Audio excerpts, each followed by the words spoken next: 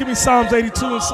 Psalms chapter 82 and verse 6. I have said, ye are gods. I have said, ye are gods.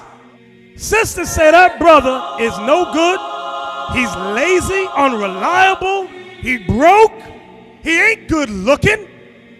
But guess what, sisters? He's God. He's God. He's God! That's right. Well, let's look at that first. That's what we want. Now, this, put the link. Now, I really like this, and I hope that this can inspire us, and I'm sure it will. Did you put this up too, Ruben? This article? Thank you. Black neighborhood unites to open a grocery store. Now, this is profound. I love this thing. This is in North Carolina. A North Carolina neighborhood has come together to open their very own grocery store after 15 years of being without one. So for 15 years, if you want to go to the store, you had to travel outside of your area to go to the store. Much of Northeast Greensboro, North Carolina, used to buy their groceries from a local Winn-Dixie.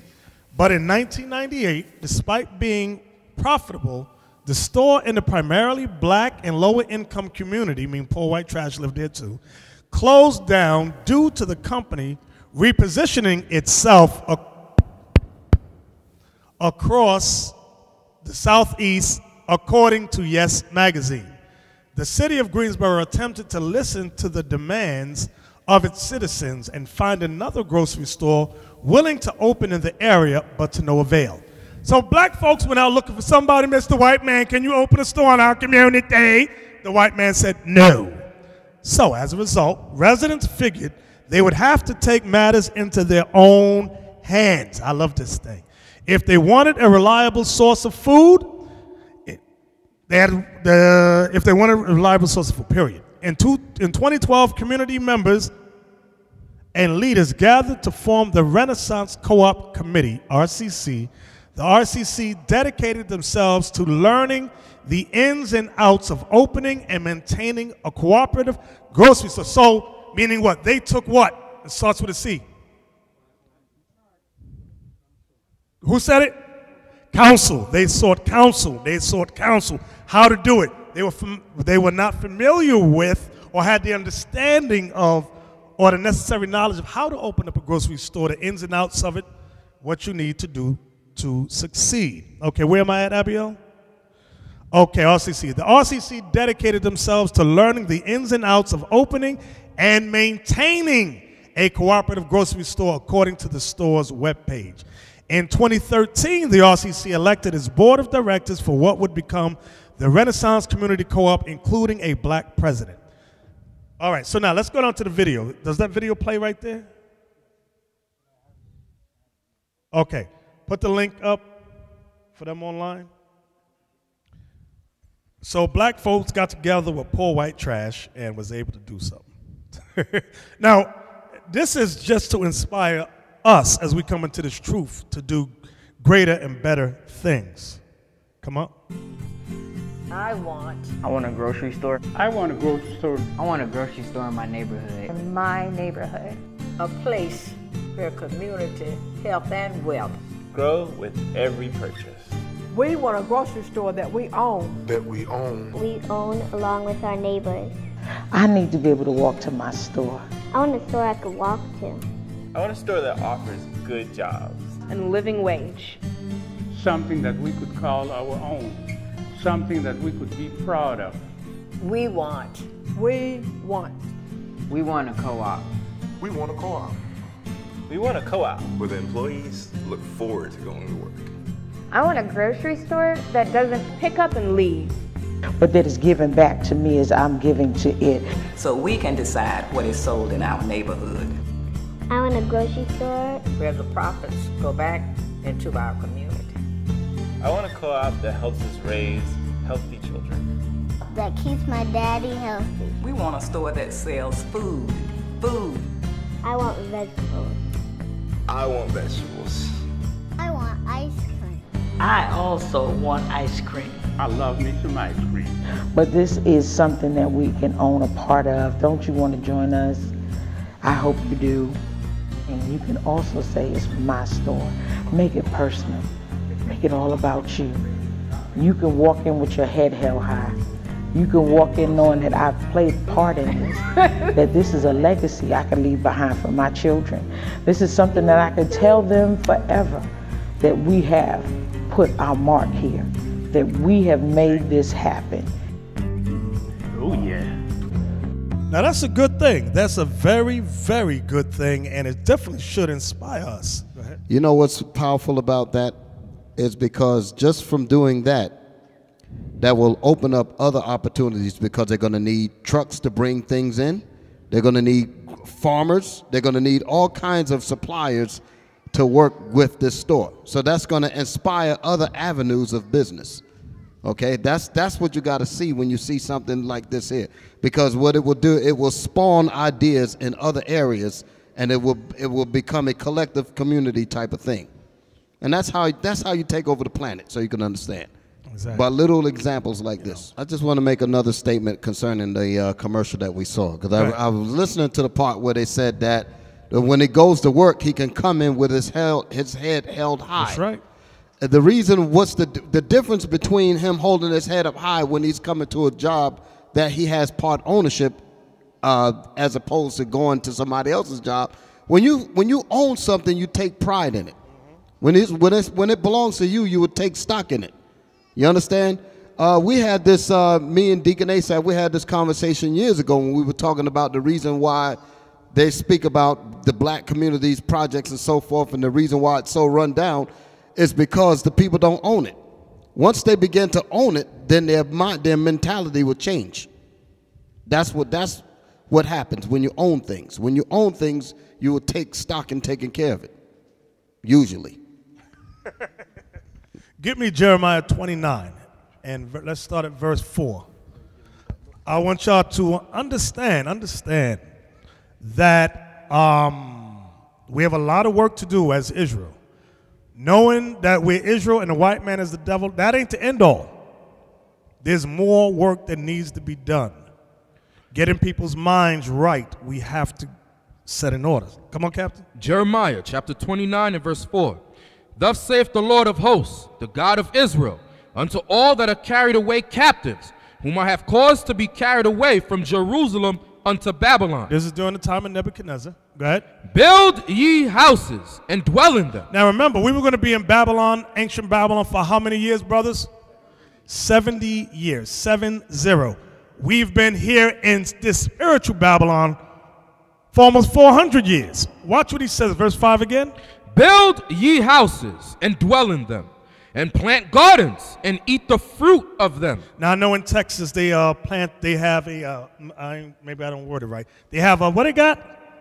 They're farming, right? They have a farm. Thank you. Go ahead. Take ye wives and beget sons and daughters, and take wives for your sons, and give your daughters to husbands, that they may bear sons and daughters, that ye may be increased there and not diminished. Any Israelite that tells you, although we've been here 400 years, do not obey what we just read, he's an idiot, and if you listen to him, you're an idiot. We ain't got to get no homes or houses, or we ain't got to do nothing. Right, coming back tomorrow. You simple as hell. Yeah, but you can get white women, right? Yeah, right. Read on. And seek the peace of the city, whither I have caused you to be carried away captive. When it says seek the peace of the city, that does not mean don't teach the Bible. You're still supposed to teach the truth out there, but don't be doing what? Breaking laws. That's all he's saying. Don't be robbing and stealing, raping. Don't do that. That's what Jeremiah is telling us. Read that verse again. And seek the peace of the city, whither I have caused you to be carried away captives, and pray unto the Lord for it. For in the peace thereof shall ye have peace. And we want peace. Now, listen. Get me Sirach 37, because it said that they consulted first before they got that grocery store. So that's something that our people hate to do. A lot of our people don't like to seek counsel. Sirach 37, let's start at verse 7. The book of Sirach, chapter 37 and verse 7. Every counselor exalteth counsel, but there is some that counseleth for himself. So Sirach is saying to us, be mindful when you counsel. Some people counsel for themselves, meaning they want to counsel you, but it's going to benefit them in the long run. Read on. Beware of a counselor, and know before what need he hath, for he will counsel for himself, lest he cast a lot upon thee. So before you counsel with somebody, know what need he has before you counsel with him. I told you that story before. Years ago, we would counsel about, is pornography wrong? Now, half the brothers on the council was in love with pornography. So those are the wrong ones to counsel with. Why? Because they liked it. Know what need he has before you counsel with him. Read on. Verse 9, and say unto thee, thy way is good, and afterward he stand on the other side to see what shall befall thee. Go ahead. Consult not with one that suspecteth thee. Don't consult or counsel with somebody that doesn't like you. He or her has an issue with you. He suspects you of evil. Don't counsel with them. Go ahead. And hide thy counsel from such as envy thee. And somebody that's jealous of you or hates you, don't share your counsel with them. Go ahead. Neither consult with a woman touching her of whom she is jealous. You see a sister you interested in, right? She walked through the doors. Oh, she's pretty. She looked good. But you know the sister to the right is mad jealous. She's sitting, look at her. She thinks she's cute. Now you want to talk to that sister to ask her what she think about that new sister that walked in. You think she going to counsel you right? No. She going to say she ain't S8. She this. She ain't right. She got AIDS. You might hear that. Neither with a coward in matters of war. Here we go into war, and you counsel with somebody who's never been in a fight. He don't know nothing about war.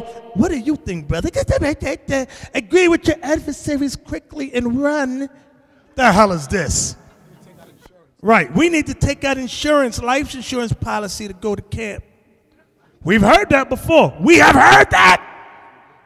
Don't counsel with a screaming scaredy cat brother about war.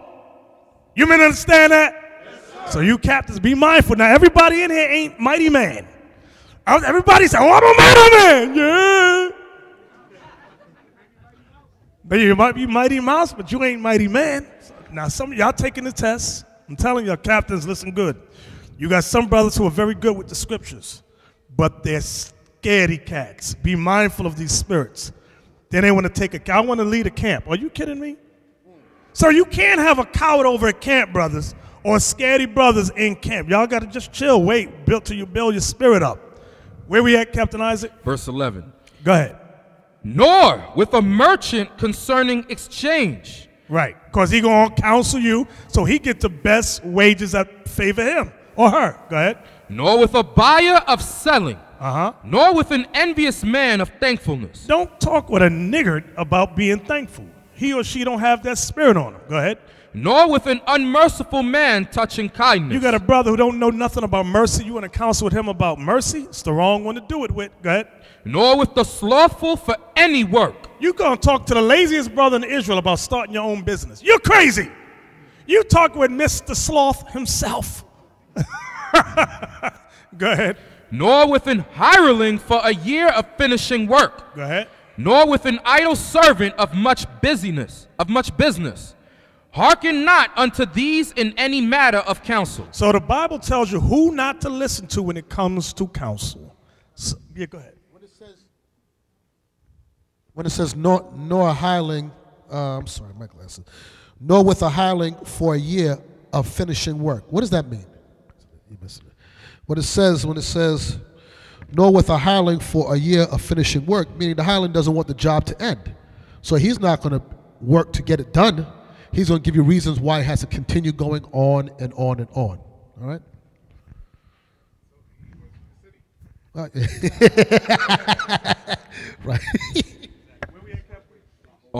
Verse 12. Come on, watch this. But be continually with a godly man, whom thou knowest to keep the commandments of the Lord, whose mind is according to thy mind, and will sorrow with thee if thou shalt miscarry. So Sirach says, be continually with a godly man, one who you know keeps the commandments. That's the first thing you brothers and sisters know.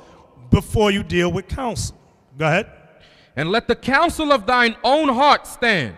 For there is no man more faithful unto thee than it. Come on. For a man's mind is sometime wont to tell him more than 7 watchmen that sit above in a high tower. So that's when you're in your mind, you already have your mind set up of what you're going to do. Once you do it, do what you're going to do. Go ahead. And above all this, pray to the Most High, that he will direct thy way in truth. So the main thing, above all things, you want to pray to the Lord before you take part on any matter. Go ahead. Let reason go before every enterprise, and counsel before every action. Now that's the part I really want to get to. Read 16 again. Let reason go before every enterprise, and counsel before every action. Go ahead, read it again. Let reason go before every enterprise, and counsel before every action. So what we saw in Greensboro, North Carolina, they took counsel, they reasoned about a supermarket. Now I'm getting somewhere with this. I'm getting somewhere with it. We just read who not to counsel with in business, correct, brothers? Okay, so now we're going to get to the topic. I know I've not gotten to the topic yet, but now we're getting to the Godfather topic.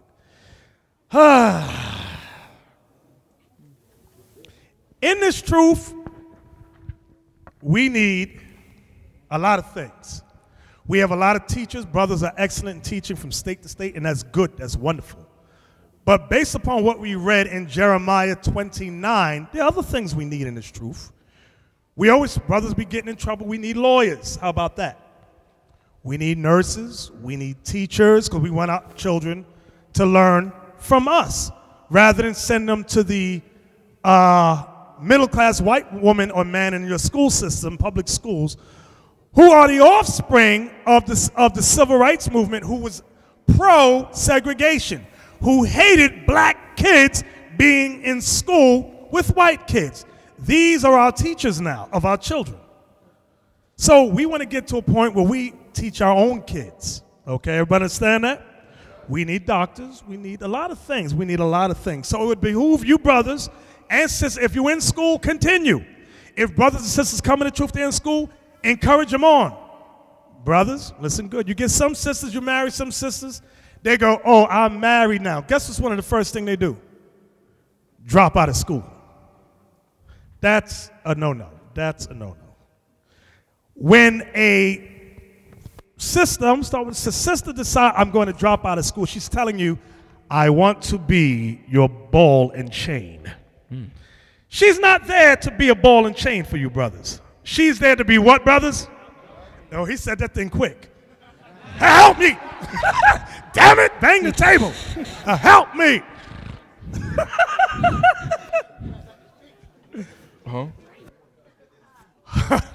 Husbands and wives are the physical manifestation of Christ and the church. I'm going to say it again. Husbands and wives are the physical manifestation of Christ and the church. Give me that in Ephesians 5. That might have went over some of your heads. Well, what do you mean by that? Paul told you a great mystery about marriage. Some of you young men don't understand marriage. You always want to get married. Ephesians 5 and verse 31. For this cause shall a man leave his father and mother. Shall a man leave his father and mother? Sisters, some of y'all get hooked up with some of these men, and they will not leave father or mother. They are your proverbial mama boys.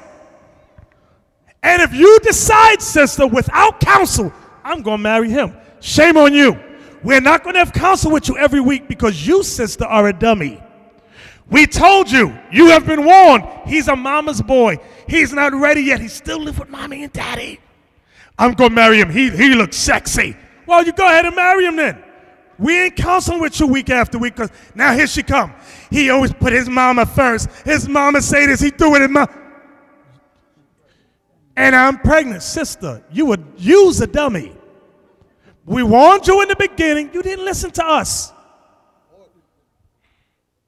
Or you didn't seek counsel prior to getting with him. Because there's a lot of situations, they don't come to us as fathers in this truth and ask us, what do they see? And I'm talking about, and I don't care what age you at. You come in this truth, you could be 50 years old. You came in here last week, you're a week old. and you come in here and these guys, you have your sidebar because you think you're of age and you're speaking and you get caught up. Then after the fact, then you come to us to fix it. We can't fix it now. Too late. You're married. You got a big baby Huey on your hands. My mama done told me. Read that again, Captain. Ephesians 5:31. For this cause shall a man leave his father and mother. So the first thing you brothers need to understand, when you decide to get married, leave your mommy and daddy. And shall be joined unto his wife. And joined unto his wife. And they two shall be one flesh. Come on. This is a great mystery. Y'all hear that? Marriage is a great mystery. Go ahead. But I speak concerning Christ and the church. Marriage represents Christ and the church. That's what we as a people have not realized yet. We just think it's marriage. No, brother, you represent Christ in the house. The woman represents the disciple in the house. So, brothers cry, I want a wife, brother, I want a wife. Brothers cry, I want to get married, I want a wife, I want a wife, I want a wife. Not realizing the level of responsibility they're asking for. You men, when you say you want a wife, you're saying you are ready for a level of responsibility you have never seen before. And some of you brothers, you want to get married, but you don't realize your responsibility to your wife in this truth. Sisters, some brothers want to marry you, not to build a family at all. They don't want to build a family. They want, as I said, they want that sexual release. When I get that feeling, you know, that's all they want. That's all they want. Then you sisters realize that you have laid down with a black devil. A black or Latin devil. Because he ain't about nothing. He laying home scratching. That's all he do. He don't work. He don't provide nothing. All right? And then once they get that release, I'm going to tell you, sisters, the real them comes out. That's how men are. Once we explode, you know. Woo! You're going to see the real us within an hour or two. You're going to see the real us. Brothers, I'm going to tell you something. Women are not as easy as that. The real them, it takes a little while longer. They're more, right, thank you. They're more reserved before you see the real them. Brothers, see, the real them going to come out with men within the first hour, within that hour after our release. Women's may take a month or two. You're going to notice a few things with some women, brothers. You're going to notice, they drop out of school, some of them. Some of them don't want to work. I want you to take care of me. I know we need two family income, but I want you to provide for me. I'm going to lay here. Right. They don't want to be corrected. Don't tell them nothing. You're going to hear, you ain't my daddy. We're going to talk about that in a second. Right. You are lying in your own house. Sisters, I'm going to let y'all know, some brothers in Israel are immature. They are not ready to take the position that Christ took for Israel. So these are things you have to look at. And if you sisters are not wise enough to see that, seek counsel. And we will tell you, it's us up here or some of the captains, just talk. We'll let you know if a brother's ready yet. Oh, no, not ready yet. That brother right there, that's a hands-on brother. She go, oh, I like that. No, I don't mean that way. He's violent. That's what I'm talking. He got a temper. Be mindful of getting with that brother so he's able to calm his spirit down and deal with situations. Some brothers want to punch you in the mouth first and ask questions later. Go ahead. And it's for the brothers and sisters. If you all would take full advantage of the leadership that you have here and ask these questions, you'd be surprised how much problems you can get yourself out of. There's so much stuff that we know that we don't share with people, but as counselors we do know, and we can just navigate you. But for some reason, our people, I can count on one hand with 4 fingers left over, how many people listen to counsel concerning marriage. That is the single biggest decision you will make in this truth, other than coming into the truth, is who you pick as a spouse. Children, they're born to you. The woman or the man you pick, you're making a conscious decision, at least it should be conscious decision, a spiritual decision on who you choose to align yourself with for the rest of your life. And I've seen so many times people screw up at this because they're led by their rod or whatever it else is, and then after the fact, they got problems, and there's no fixing it unless somebody dies. Okay. Get Tobit 8 and 6. Tobit 8 and 6. Right, you can't kill him either.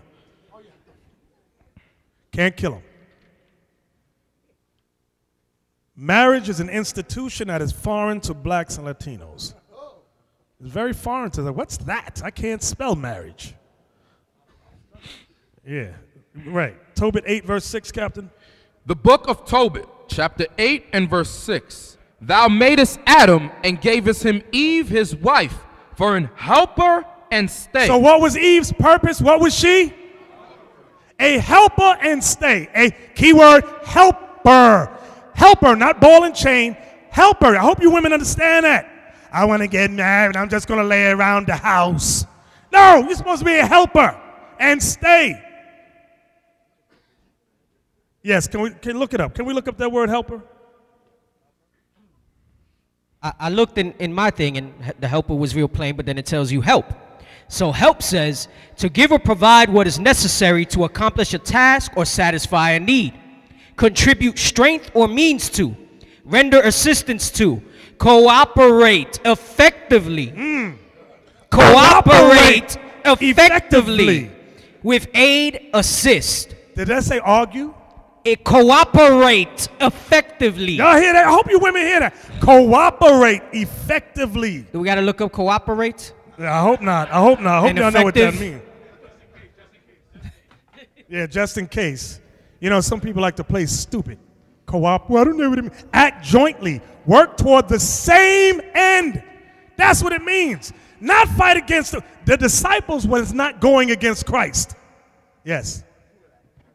I can't see where. Oh, assist someone or comply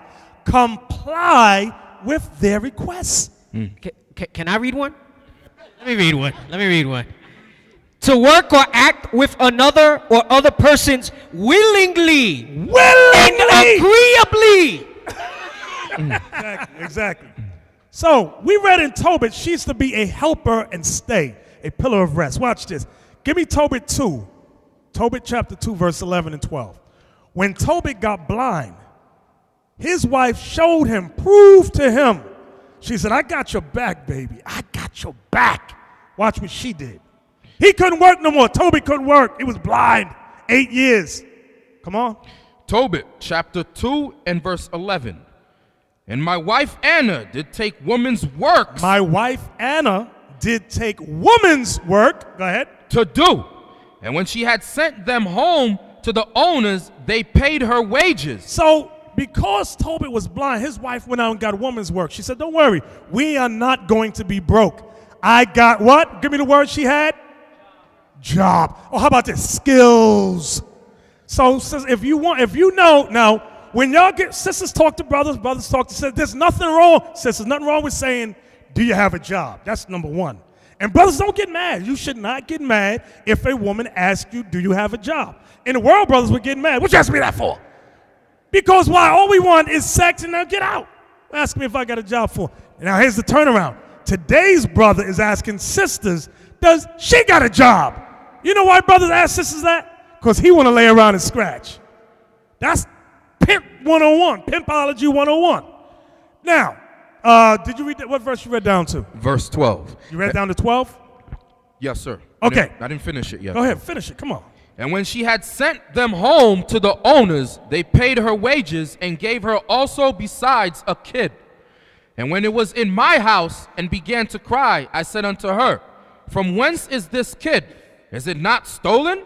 Right. So he knew how much a kid, which is either a baby lamb or goat, it costs a lot. He said, this is more than your wages. Where did this come from? Go ahead. Render it to the owners. Tobit thought she stole it, but she said what? Go ahead. For it is not lawful to eat anything that is stolen. But she replied upon me. Notice it says she replied upon him. Not to him, upon him. Meaning there was an argument there about this little animal. Go ahead. It was given for a gift. I got this as a gift, my lord. Go ahead. More than the wages. Howbeit, I did not believe her. You didn't believe her? Letting you know all the marriages in the Bible were not perfect. But because they weren't perfect, they didn't say what? I'm leaving you because we argue. Go ahead. Howbeit, I did not believe her, but bade her render it to the owners, and I was abashed at her. But she replied upon me, Where are thine alms and thy righteous deeds? Behold, thou and all thy works are known. She got the gift because of Tobit's good works. That's why the people that she worked for gave her that gift, because of her husband's works. So now, right, he was well known in the gates. Thank you. Some sisters don't realize their role in this truth. I know I'm talking about Godfathers, but they over there going, why are you talking about the women again? I thought the name of the class was Godfathers. Some sisters don't realize their role in this truth is to be a helper, Titus chapter 2 and verse 3. The aged woman likewise, that they be in behavior as becometh holiness, not false accusers, not given to much wine, teachers of good things, that they may teach the young women to be sober, to love their husbands, to love their children, to be discreet, chaste, keepers at home, good, obedient to their own husbands. So that has to be taught. Some of you brothers, you're in such a rush. Such a rush. You know who you are. You know, brothers know who you are because you're complaining now about the woman you just married. The house is filthy. She don't know how to wash clothes. She don't know how to clean. She don't know how to cook. Now you're, brother, you didn't figure that out before when y'all were talking one with another? No. Because you was looking in her eyes, she's looking in your eyes. No, brothers don't look in sisters' eyes. Where do we look? But now you're paying the price. You realize that she can't cook, she can't clean, she can't do nothing. And she's eating all the food you bring from the Chinese restaurant. All that food, she's just sitting around eating, and she's getting wider and wider. Now she looks like a linebacker. Damn. Give me Sirach 26:16. But I want to say something. The only reason why that's happening, and in every marriage, there's going to be trouble. But the scriptures are here for us to learn from, to how to fix it, how to make it work. But it's happening because you men tolerate that stuff in your house. You tolerate it. You and many times you tolerate because you're afraid to say something or afraid to put your foot down. You have to demand, like with Christ, like with the Most High. Most High is demanding what he wants from his son. Christ is demanding what he wants from us. We have to demand. We have to be godly men, first and foremost. I'm not talking about a nigger man that beat or verbally abused, whatever it might be. They're women, but we have to set, when the scripture says, he gets a wife beginneth a possession, meaning you're building towards something. And her being a helpmeet, she has to fall in line with your program. So if you're a man, and I saw one of the deacons made a comment on Glide, if you're out there providing for your household, I'm digress, why we have to explain why we eat first? Right. If you have to provide it for your household, why you got to come home and do dishes? You got to be out your mind. I'll do dishes if I want to do dishes, and I don't want to do it. Exactly. I don't want to do it. But when a gunman come through that door, I'll be the first one out the bed if you're obedient to me. Where we at, Isaac? Sirach, chapter 26, verse 16. Verse 16. As the sun when it ariseth in the high heaven, so is the beauty of a good wife in the ordering of her house. The ordering of a house, I'll tell you, I went over, when I was in Texas, I was at Deacon Shaka's house. The first thing I said as soon as I sat down, I said, Deacon, this is a lovely place, and I know sure as hell you didn't decorate this place. You can always tell when brothers come to my house, you know I didn't decorate that thing. I have stains on the wall, all kind of stuff, but it's the woman's job in the ordering of the house. She makes it look nice. Now, some of you brothers, you young ones, particularly you hooked up with a sister, she don't know how to decorate nothing. She don't know how to paint. She don't know how to do nothing. We need Barnabas to come over and fix everything up. Barnabas, can you do this for me?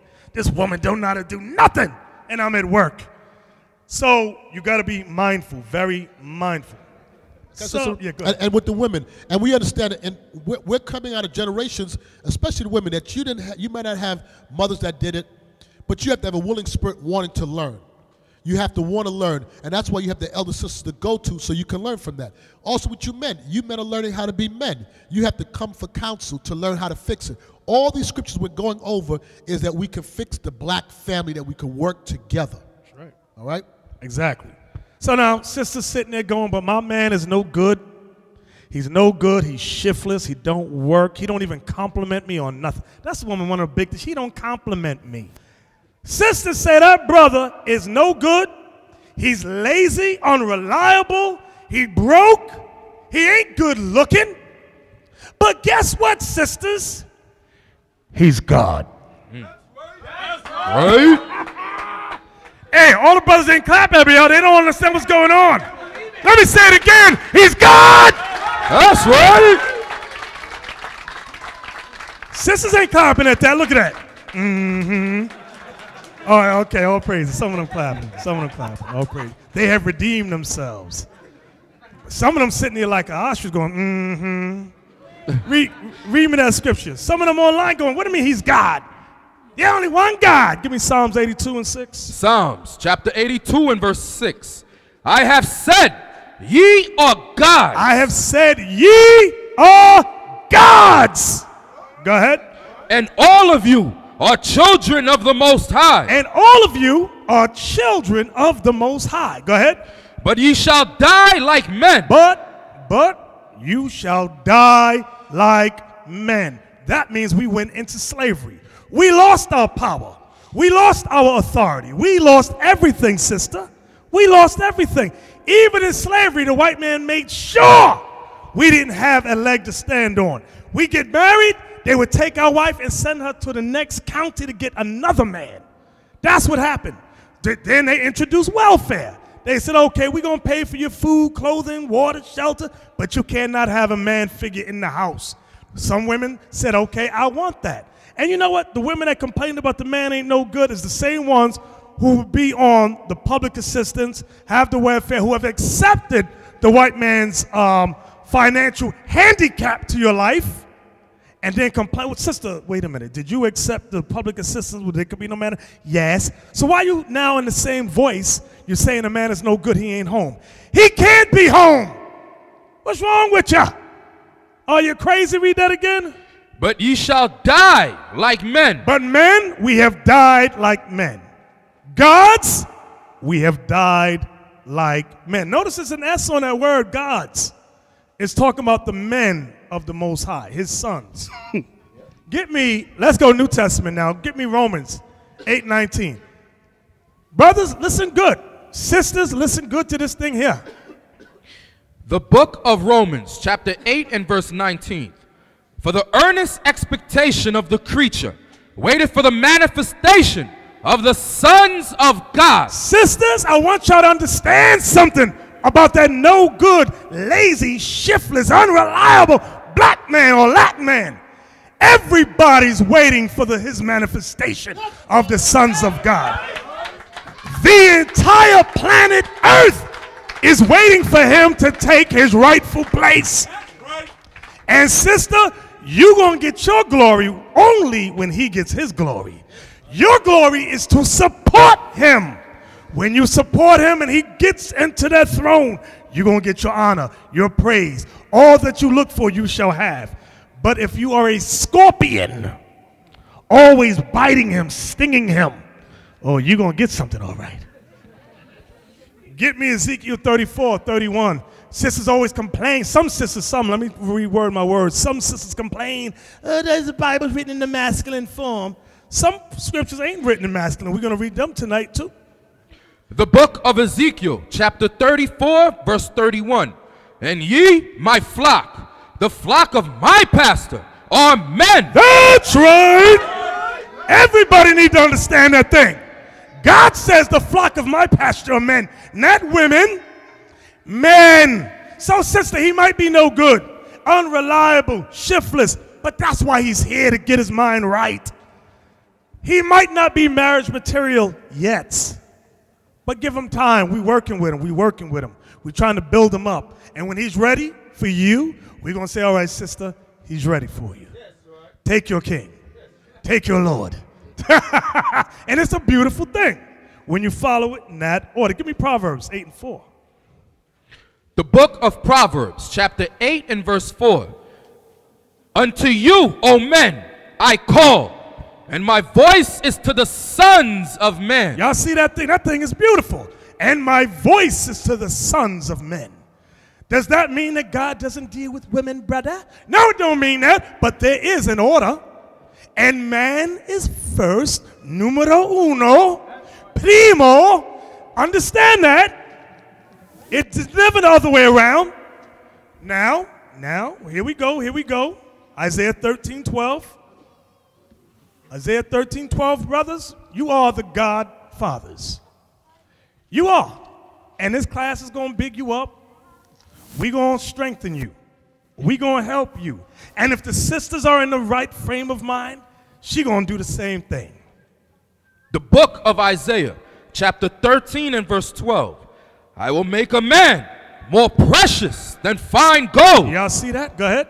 Even a man than the golden wedge of Ophir. I will make a man. Because right now, man, we ain't nothing in society. Last hired, first fired. Women get the better jobs. They're put in positions of authority over the man. That's all right. That's okay. Understand. There's examples in the Bible. There was an example in the scriptures of a sister who was made head over an entire empire. Okay, give me the book of Esther. Sisters, listen good. You might, when you leave home, sisters, some of y'all in here got good jobs. I know. Sisters online, we get emails all the time, they got good jobs. Very good jobs, and they make very good money. You want to get with a man who understands that, but more importantly, sister, you want to understand your role. Because some women think, I make more cheddar than you, I'm better than you. I'm running things up in here. I run the house. I wear the pants in the house. Let's see if Esther said that thing. Esther, chapter 9, verse 29. Then Esther the queen, the daughter of Abihail, and Mordecai the Jew, wrote with all authority to confirm the second letter of Purim. So when you read this history, Esther used her authority to benefit who? Israel. She didn't forget. I mean, she did forget. Mordecai had to put her back in the right frame of mind. But when she got back in her right frame of mind, she used her authority over the entire Persian Empire to save her people, Israel. That's what she did. That's what women have to have in their mind. They have a position of authority. Okay, let me use this to help my people. Let me use the monies I make to support my nation, my people, my family, my husband. Give me 1 Corinthians 11:3 now.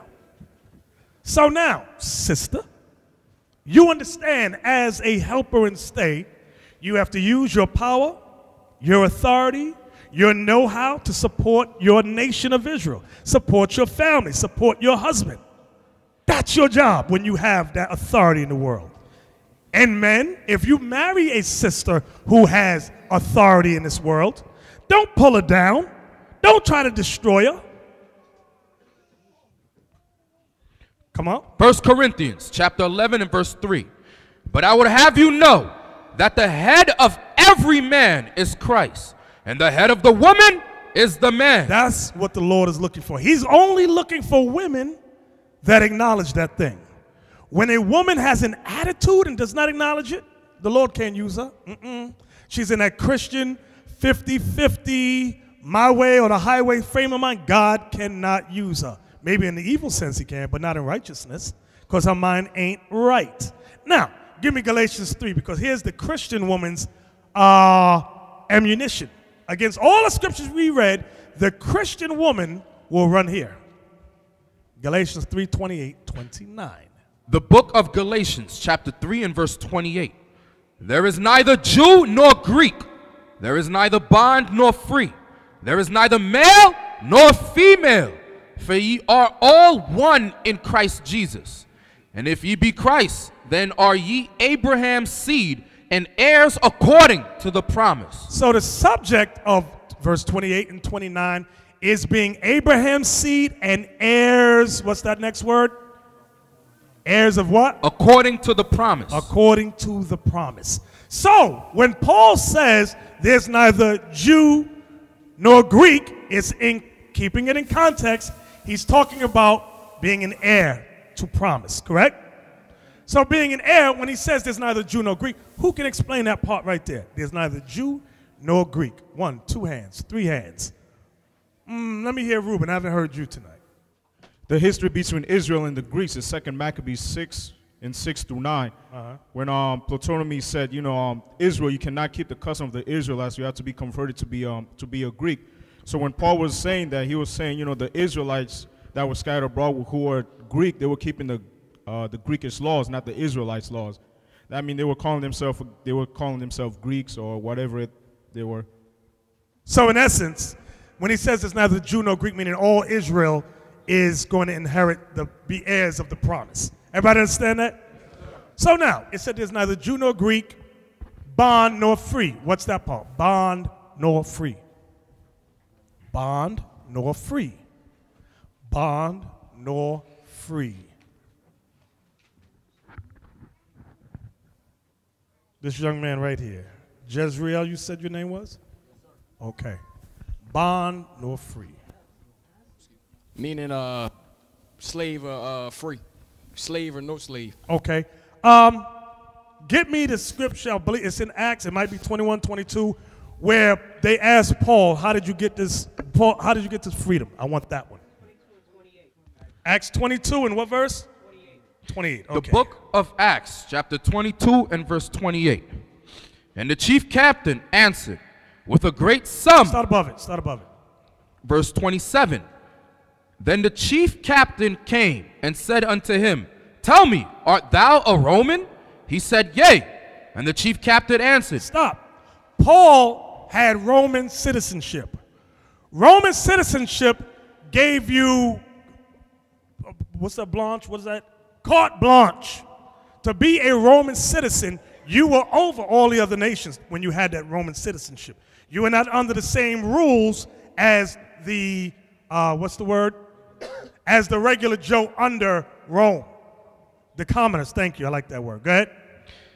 And the chief captain answered, With a great sum obtained I this freedom. With a great sum obtained I this freedom. What freedom? To be a Roman citizen.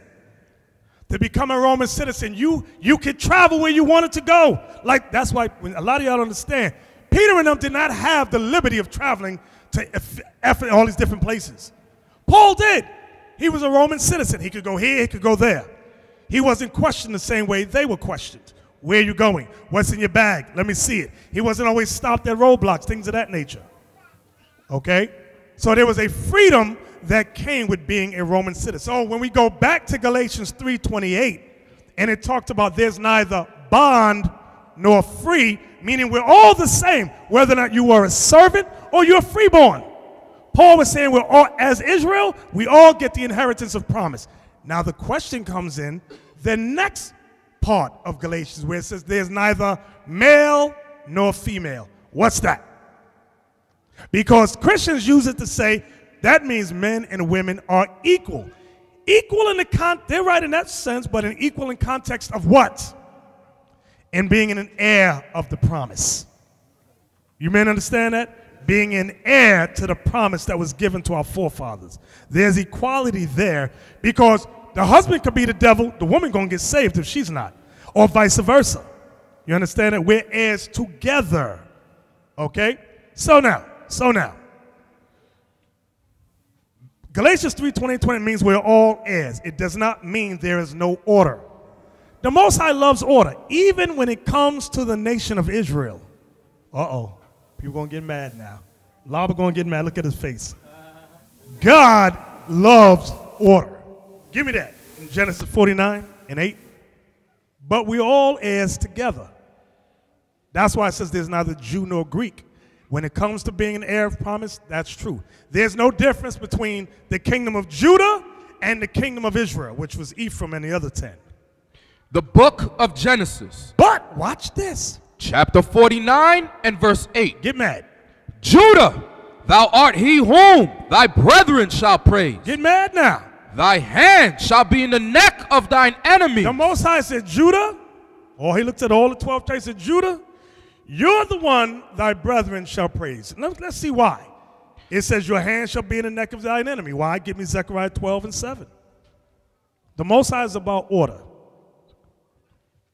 Now, I want you to understand, just because you're Judah, don't mean that you're part of the 144. Some Judah is level 3 retarded.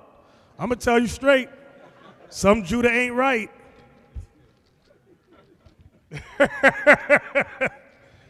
You got that? I'm getting it. Zechariah 12 and 7. Zechariah 12 and verse 7. The Lord also shall save the tents of Judah first, that the glory of the house of David and the glory of the inhabitants of Jerusalem do not magnify themselves against Judah. So the Most High said, I'm going to raise Judah first. They're going to be the teachers. They're going to be the ones in the forefront of this thing. That's how the Most High set it up. Okay? Now, when it comes to the lands of Israel, there's order. Of all the allotments of land, get me that in Psalms 87, Benjamin's favorite scripture. Psalms 87, 1 to 3. The book of Psalms, chapter 87 and verse 1. His foundation is in the holy mountain. That's the land of Israel. Come on. The Lord loveth the gates of Zion more than all the dwellings of Jacob. The gates of Zion is Jerusalem. He says, I love Jerusalem more than all the lands of Israel. Go ahead. Glorious things are spoken of thee, O city of God. O Selah. city of God. Selah, meaning all praises to the Lord. That's what that. It does not mean Selah. Don't mean Haile Selassie. It don't mean that. The hell is going on here? So now, I got to get back to the man. I got to get back to the Godfather topic. Let me go back. Sisters, your man, we have read that he is God on the earth. That don't mean he's the Most High. It don't mean he's Christ. But he is under that, give me the word. He's under that title right there. Watch this. Watch this, Numbers 30 and 1. Come on. The book of Numbers, chapter 30 and verse 1. Let's show you the man's God-like authority. And Moses spake unto the heads of the tribes concerning the children of Israel, saying, This is the thing which the Lord hath commanded. If a man vow a vow unto the Lord, or swear an oath to bind his soul with a bond, he shall not break his word. He shall do according to all that proceedeth out of his mouth. So now, Moses reminded you Israelite men, whatever you say you're going to do it before the Lord. But now he says, he addresses the woman. Watch. If a woman also vow a vow unto the Lord, and bind herself by a bond, being in her father's house in her youth. Being in her father's house in her youth. She's a daughter. Go ahead. And her father hear her vow, and her bond wherewith she hath bound her soul, and her father shall hold his peace at her. Then all her vows shall stand, and every bond wherewith she hath bound her soul shall stand. So the vowing went into, she goes before the Lord to send up prayers. She's praying to the Lord verbally. The Father can hear her. Whatever she's asking the Most High for, wants him to do for her, if he doesn't interject everything that the daughter has prayed for, the Most High said, because the Father did not intervene, she shall bind herself with what she says. Read. But if her father disallow her in the day that he heareth, meaning he hears the daughter say something stupid in that prayer, oh, Heavenly Father, I want to marry Denzel Washington. Make me his wife. No, stop. That's stupid. Don't pray for that. Go ahead. Not any of her vows or of her bonds wherewith she hath bound her soul shall stand. And the Lord shall forgive her because her father disallowed her. So the father has power for the Lord to go before the Lord and say, Lord, do not listen to her prayer. That was stupid. Forgive her, Father. Go ahead. And if she had at all in husband. Now this is for you married sisters who complain about your man being no good, shiftless, unreliable, a bum. Go ahead. When she vowed or uttered out of her lips, wherewith she bound her soul, and her husband heard it, and held his peace at her in the day that he heard it, then her vow shall stand, and her bonds wherewith she bound her soul shall stand. Go ahead. But if her husband disallowed her, meaning, Lord, don't listen to this simple wife of mine. That was stupid. Don't honor that prayer which she just vowed. Do not honor that. Go ahead. On the day that he heard it, then he shall make her vow which she vowed, and that which she uttered with her lips, wherewith she bound her soul, of none effect. Of what effect? Of none effect. Now that's some power you brothers didn't know you had. Some of the women didn't know. authority to do that? Yes. He is God. I'm telling you. So if you pray something stupid, brothers, just lift it. Lord, don't listen to that prayer. That was stupid. That was a feminist movement. Do not listen. God, kill him. I'm mad at him. He didn't wash the dishes like I asked him to do. Lord, don't listen to nothing she's saying. Go ahead. And the Lord shall forgive her. But every vow, it goes into the widow now. I want it. But every vow of a widow and of her that is divorced. This is for the woman who is a widow. She don't have a husband, and she that is divorced don't have a husband. Wherewith they have bound their souls shall stand against her. And if she vowed in her husband's house or bound her soul by a bound. So the widow or the divorced woman, whatever she prays, it's going to stand. Most of us, okay, there's no man there to shut it down. It's going to stand. As stupid as it is, it's going to stand. Go ahead. And her husband heard it and held his peace at her and disallowed her not. Then all her vows shall stand, and every bond wherewith she bound her soul shall stand. But if her husband hath utterly made them void on the day he heard them, then whatsoever proceeded out of her lips concerning her vows or concerning the bond of her soul shall not stand. Shall not stand. Go ahead. Her husband hath made them void. Her husband hath made them. This is some powerful stuff here, brothers. Go ahead. And the Lord shall forgive her. And the Lord shall forgive her. Come on. Every vow and every binding oath to afflict the soul, her husband may establish Her it. husband may establish it. Go ahead. Or her husband may make it void. Or her husband may shut it down.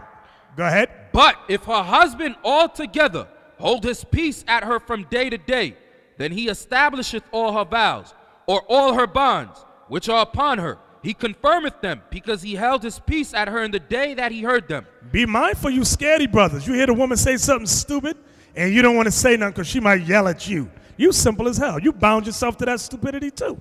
Go ahead.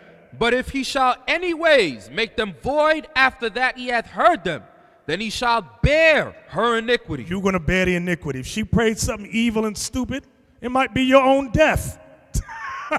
God, kill him. And you don't say nothing. Okay, go ahead. These are the statutes which the Lord commanded Moses between a man and his wife, between the father and his daughter, being yet in her youth in her father's house. So now, does that mean God does not deal with the woman? No, it does not mean that. Now, sisters, when we read this, some sisters read about how the Lord used certain women, and they use those scriptures to mean, I am superior to the man. It goes, the ranking system is God, Christ, woman, then man. They're insane. I am right. Now, you mentioned the word prophetess. Brothers, listen. If a sister has to tell you she's a prophetess, chances are she's the devil the Bible speaks of. Because guess what? If she is a prophetess, it's going to come out.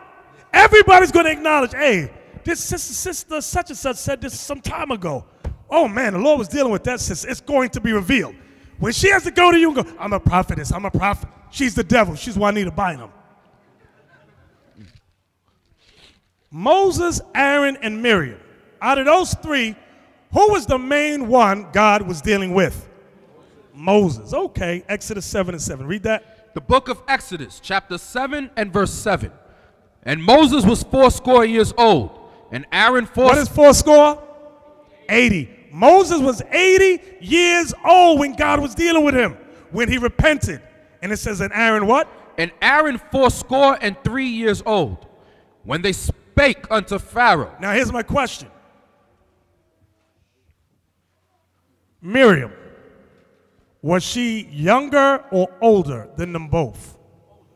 She was older. When you read Exodus 2, remember she was the one that walked the baby Moses down the Nile.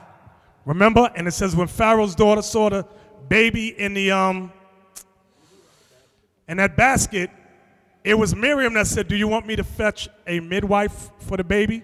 And Pharaoh's daughter said yes. And it says Miriam went and got the mother. Miriam was way older than Moses and Aaron. I said that for a reason. Just because Miriam was older, does that mean she was in charge? No. Because what book and chapter is the proof of that? Numbers chapter 12. Numbers chapter 12. Now, in case nobody read this before, because I know a lot of you are new, we're going to read a little bit of it. Give me that, Isaac. Yes, sir. The book of Numbers, chapter 12 and verse 6. And he said, hear now my words. If there be a prophet among you, I, the Lord, will make myself known unto him in a vision, and will speak unto him in a dream. My servant Moses is not so, who is faithful in all mine house. With him will I speak mouth to mouth, even apparently, and not in dark speeches, and the similitude of the Lord shall he behold. Wherefore, then were ye not afraid to speak against my servant Moses? Because Miriam and Aaron was railing on Moses about the Ethiopian woman. Go ahead. And the anger of the Lord was kindled against them, and he departed. And the cloud departed from off the tabernacle, and behold, Miriam became leprous, white as snow. So that proves that Miriam was a so-called black woman. That's number one. Number two, it shows you that the Lord ain't dealing with loudmouth women. When you read in Exodus, was Miriam a prophetess? The book of Exodus, chapter 15 and verse 20. And Miriam, the prophetess, the sister of Aaron, took a timbrel in her hand, and all the women went out after her with timbrels and with dances. Miriam, the prophetess, would lead the women in song and dance. And that must have been a beautiful thing. See a whole bunch of women just singing and dancing, honoring you. Oh, I can't wait. They didn't want to sing and dance now, but you go and sing and dance. So what Miriam was a prophetess, but she got out of order in Numbers 12, so the Most High had to smite her. So although I'm dealing with you, Miriam, wha-pow! Now there's another one. In Acts, it said there Philip had 7 daughters. Acts 21, verse 9. I'm reading this to show you that the Lord does deal with certain sisters who stay in order, who are respectful of the order. Come on. Acts chapter 21 and verse 9. And the same man had 4 daughters, virgins, which did prophesy. Virgins which did prophesy. Now there's 2 kinds of prophesying. One prophesying is when you're reading the scriptures like it says in Revelation 19 about the spirit of, it says, testimony of Jesus is the spirit of prophecy. That's when you're going through the scriptures. The second kind is when you have dreams and visions of things which will come to pass in conjunction with this. So that's the second kind. So now, I'm going back. So we read all of that to show you that God does deal with women. He deals with men, but there's always an order. He deals with all the tribes. There's an order. He loves all the lands of Israel, but there's an order.